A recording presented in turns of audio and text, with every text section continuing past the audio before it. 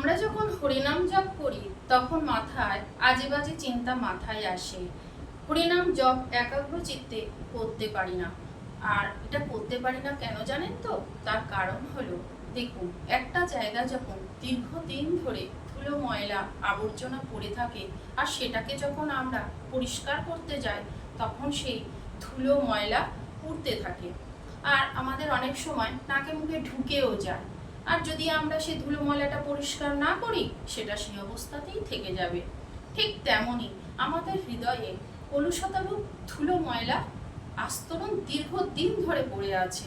আর আমরা যখন হরিনাম করতে যাই তখন সেই কলুষতারূপ ধুলো ময়লা উঠতে থাকে। আর তখন কি হয়, আমাদের একাগ্র চিত্তে হরিনাম করতে দেয় না। আর আমরা যদি সেটা হরিনাম না করি তাহলে সেটা কলুষতাটা জমা হতেই থাকবে। কিন্তু তাহলে কথা হচ্ছে, তাহলে আমরা একাগ্র চিত্তে কি করে হরিনাম জপ করব? দেখুন, যে জায়গাটা আগে ময়লা আবর্জনা জমা ছিল সেই স্থানটা পরিষ্কার করার ফলে সেটা কিন্তু পরিষ্কার স্বচ্ছ হয়ে গেছে।